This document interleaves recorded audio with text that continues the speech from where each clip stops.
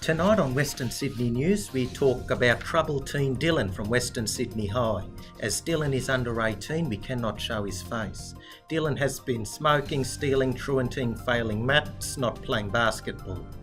His only enjoyment is drama. We talk to Dylan's parents, who are very concerned about his decline and current welfare. Dylan's parents want him to receive a scholarship to attend a prestigious university in the United States. However, to receive this scholarship, Dylan must excel at academics and sport. However, he is at risk of dropping out of school early and not completing high school. We now talk to the terrific trio experts about adolescent development, and we also talk to Dylan's ear advisor about their plan on helping this troubled teen. Sandrock argues that the social context of family, peers, schools, socio-economic status, poverty and neighbourhoods are key contributors in making obvious the issues and problems adolescents face. A study by Null, Magnus, Weinberg, Speakin, Brink and Blackmore revealed that social influence is a factor in adolescent risk-taking. This highlights the relationship between family, peers, schools, socio-economic status, poverty and neighbourhoods, and an adolescent's social and emotional development.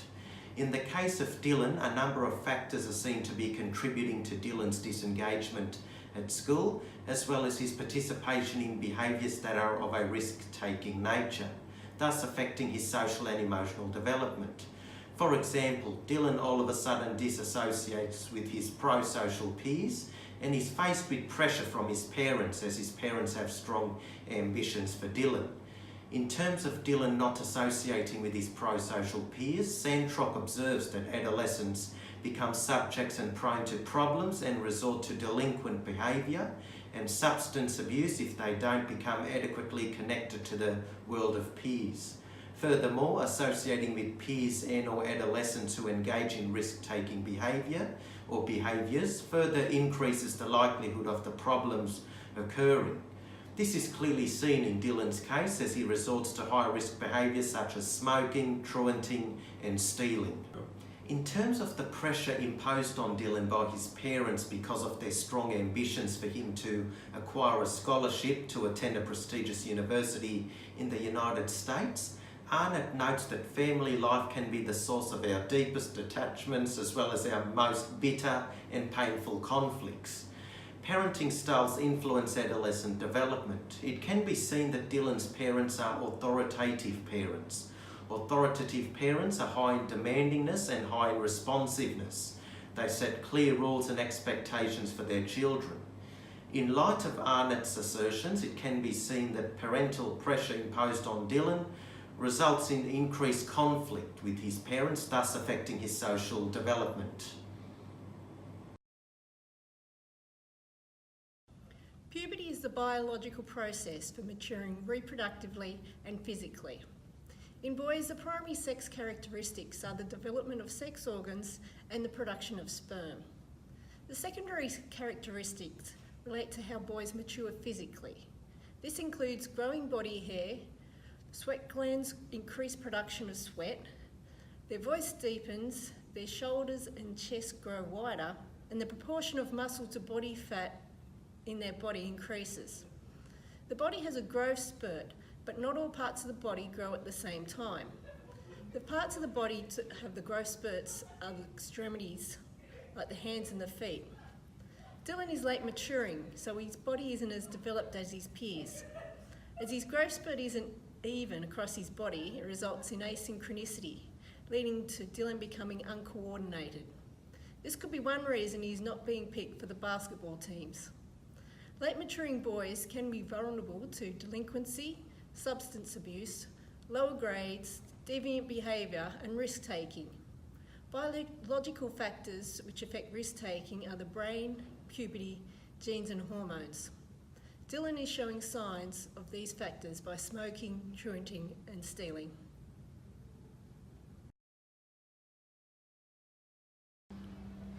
For the adolescent brain development, the remodeling process of teenager brain starts from just before 10 years and lasts till mid-20s.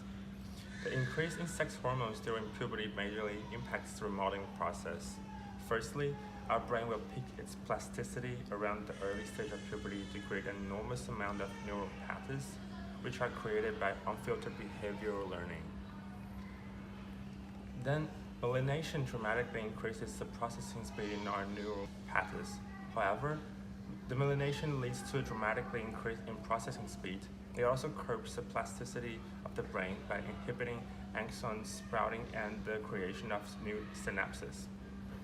Whilst the development, myelination will gradually close the window on brain plasticity as progress throughout the late teenage years into adulthood. Thus, adjusting Dylan's behavioral pattern before the maturation of brain is necessary, since it will get harder to make any change after the brain plasticity stage. Dylan's risk-taking behaviors can relate to the asynchronicity of brain development.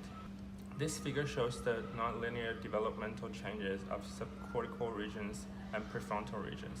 The peak of gray area shows that boy from 14 to 17, at similar age as Dylan, is at the period of especially heightened vulnerability to risk behavior because sensation seeking is high and self-regulation is still immature.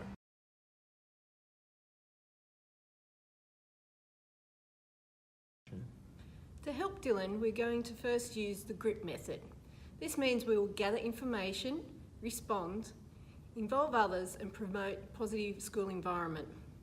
First, we will talk to Dylan's teachers, particularly his drama and maths teacher, see if they've noticed any changes in Dylan or if he's having any issues in class.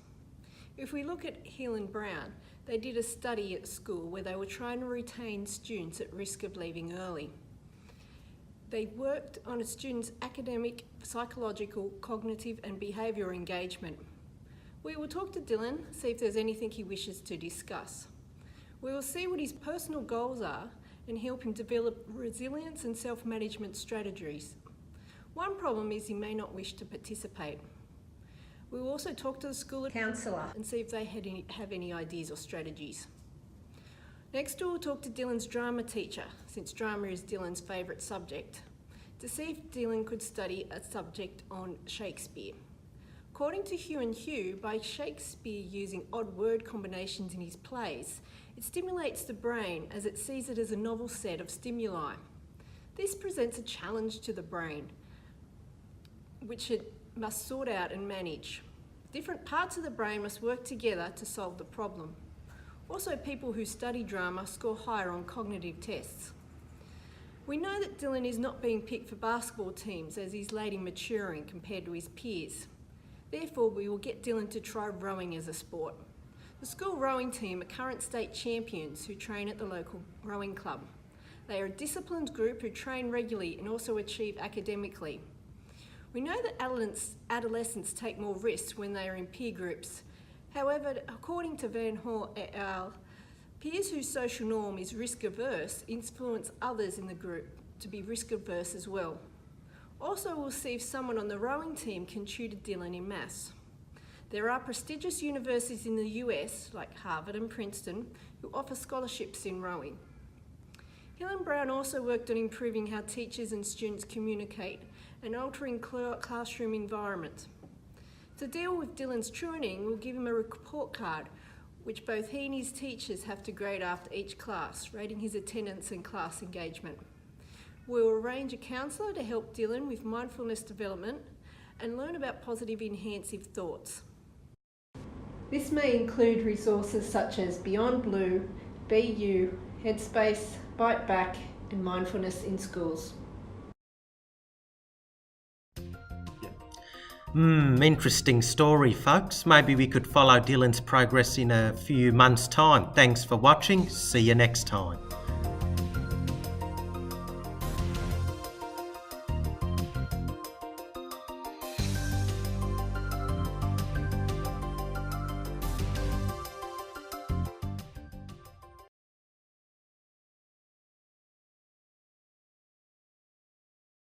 What I've learned about adolescent development. In society, adolescents are deemed to be in teenage turmoil. This is because of the social context we put them in.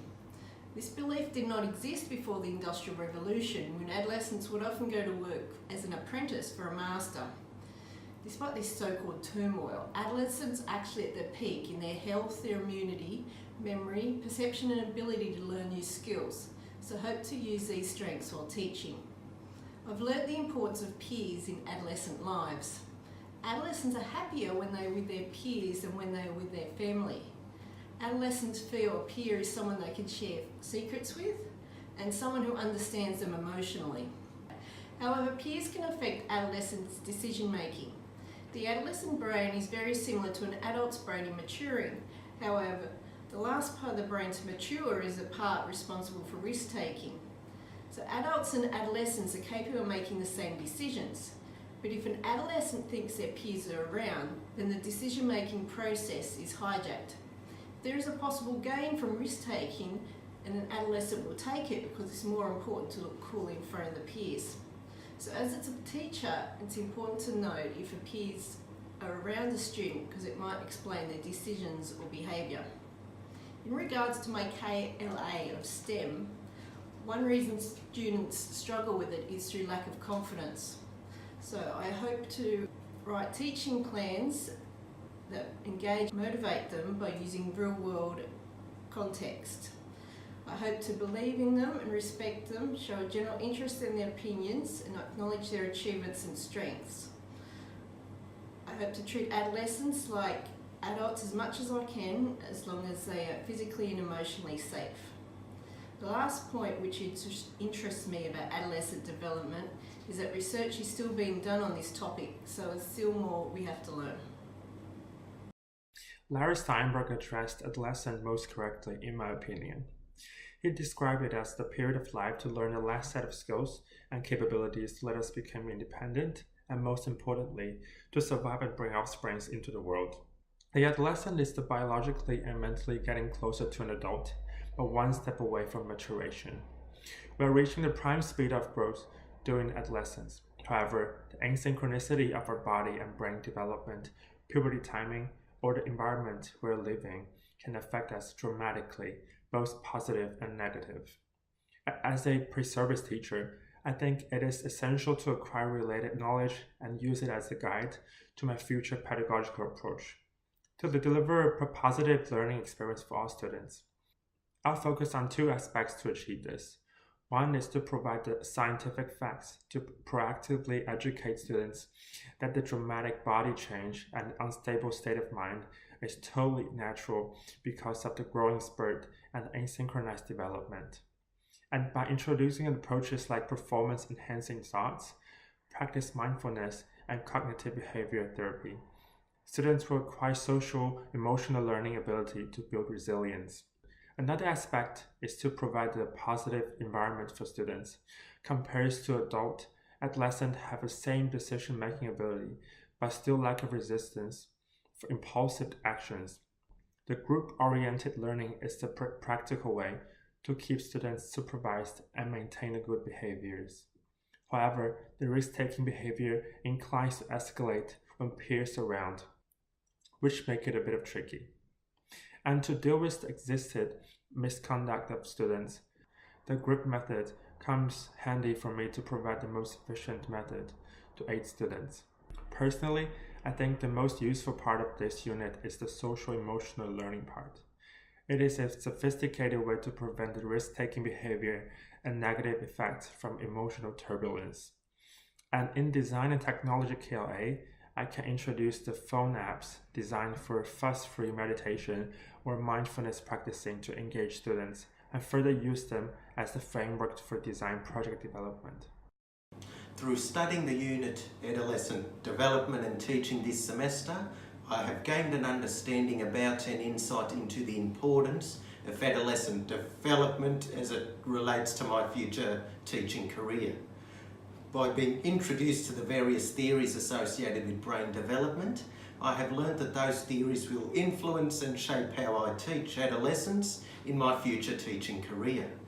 The various theories about brain development I learned in adolescent development and teaching will enable and assist me in developing strategies to support and enhance students' well-being and safety in the classroom and out of school, as well as help me acquire the skills required to work sensitively and confidently with parents, caregivers and other professionals in a professional manner. I have understood that factors such as differing maturing rates between male and female adolescents, pubertal effects, the stages of cognitive development, and a whole range of other factors all influence adolescent development and their ability to thrive and succeed and excel at school. In terms of the knowledge I acquired about adolescent development and brain development in general, and its application to my key learning area of English, it has been found that learning about Shakespeare's plays, for example, enhances brain development. This is because when you read different plays, the brain engages in the process of abstract thinking, thus increasing brain activity and resulting in all parts of the brain being used.